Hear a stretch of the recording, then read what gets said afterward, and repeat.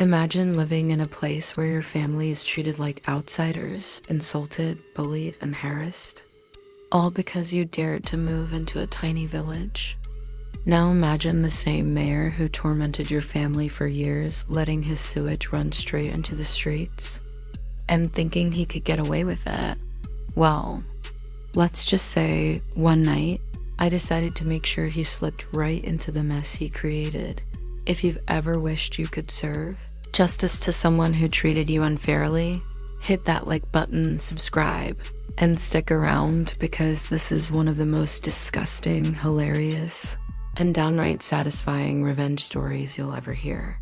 I grew up in a small, stone-walled village in the most rural, backward corner of southern France. Think narrow cobblestone streets, limestone cottages, and neighbors who'd rather marry their cousin than welcome a newcomer. My parents had moved there 15 years earlier, buying a patch of unused land from a farmer who dared sell it to outsiders. That was our crime, being different. In their eyes, we didn't belong. My family spoke French, but not with their accent, not with their rhythm, not with their sense of ownership over everything. To them, we were intruders. And in that suffocating little town, no one ever forgot it the next decade. It was like living under siege. My parents faced petty insults in the market, the kids at school tried half-hearted bullying, and worst of all, the hunters, with their shotguns slung over their shoulders, would casually intimidate us. Even the mayor, the so-called leader of this backwater, seemed to make it his personal mission to make our lives miserable, dealt my father. He wasn't one to back down.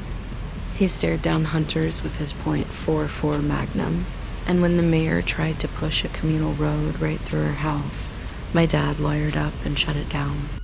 Still, the message was clear. We were not welcomed out now. Here's the thing about that mayor. He strutted around with an air of superiority, pretending he was lifting the village into the modern age. His big project? A brand new communal sewage system for the old village. Sounds noble, right? Finally, no more human waste trickling down the gutters like it was the Middle Ages. Except, Monsieur Mayor had a little loophole. He decided that his own house would be exempt.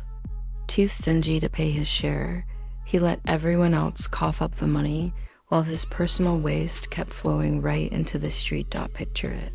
A stone archway, limestone steps, and from a pipe sticking out of the wall, the golden stream of his personal contribution to village life. Dripping, oozing, staining everything. Every time we passed his house, my dad would mutter the same thing. Someone should plug that shithole with expanding foam. It became almost a family joke. But underneath that bitterness was real anger. For years, this man treated us like filth, while literally dumping his on to everyone else. By the time I was 14, that resentment had built up inside me like pressure in a shaken soda can. And when you're a teenager with a rebellious streak, a best friend, and access to a moped, bad ideas start looking very good. So one day, I rode to the hardware store in the next town over and bought 4 cans of expanding foam. The kind builders use to fill cracks in walls. The kind that hardens into an immovable, airtight plug. That night, heart hammering in my chest, my best friend and I snuck out under the cover of darkness. Each step closer to the mayor's house felt like stepping deeper into a forbidden thrill. We weren't just kids sneaking out anymore. We were vigilantes about to serve justice. By the time I was 14, that resentment had built up inside me like pressure in a shaken soda can.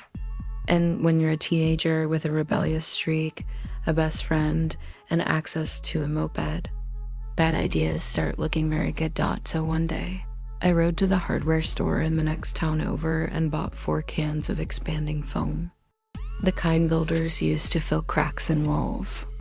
The kind that hardens into an immovable, airtight plug. That night, heart hammering in my chest, my best friend and I snuck out under the cover of darkness. Each step closer to the mayor's house felt like stepping deeper into a forbidden thrill. We weren't just kids sneaking out anymore, we were vigilantes about to serve justice. When we reached his house, the moonlight spilled across the stone walls, and there it was, the infamous pipe. The mayor's private gutter of disgrace. I could still hear my dad's voice in my head. Plug his shithole. I pulled out the first can of foam. My hands trembled, not from fear, but from adrenaline. With one firm push, the nozzle hissed, and the yellowish foam began to fill the pipe, expanding, growing, sealing shut every inch of that vile tunnel. 1 can, 2 cans, 3, and finally the 4th. By the time we were done, the pipe looked like a tumor of hardened plastic, airtight and impenetrable. But why stop there? If the back of his house was sealed, why not make the front suffer too? My friend grinned, and soon the mayor's front door lock was also filled with foam, bubbling and sealing tight. His proud little home, his fortress of arrogance, was now a prison of his own making. The next morning, the story spread like wildfire. The mayor, in his usual routine, had sat on his throne, ready to deliver his daily gift to the village. But instead of relief, he got a flood. His toilet, his pride, his personal sewage outlet, it all backed up. Water, piss, and shit overflowed, flooding his bathroom. He panicked, rushing out the front door to see what was wrong. But fate wasn't done as he stepped outside. He slipped. Right there on his doorstep, on a puddle of his own mess. Imagine it, mighty mayor, the man who thought he was above everyone else, sprawling in his own filth, humiliated in front of neighbors. For years after, the tale lived on. People whispered, laughed, and remembered the day the mayor was taken down not by politicians, not by rivals, but by his own arrogance, sealed up with 4 cans of expanding foam. And here's the part that made it perfect. By the time I moved out 6 years later, people were still talking about it. The story had become village legend. The humiliation never left him, and for once, justice wasn't handed down by some authority or court. It was grassroots, personal, beautifully poetic. Every time I remembered his angry red face and the gossip that followed, I felt the same sweet satisfaction. Finally, after years of being treated like outsiders, my family had the last laugh. Looking back, it wasn't just about plugging a pipe. It was about plugging years of injustice, years of being treated like less. Sometimes revenge isn't grand or violent. It's clever, fitting, and unforgettable. Justice doesn't always come from the system. Sometimes it comes from a teenager with a can of foam and a grudge. If this story gave you the same satisfaction it gave me, smash that like button, subscribe for more, and tell me in the comments, what's the most satisfying revenge you've ever witnessed? Because sometimes karma just needs a little push.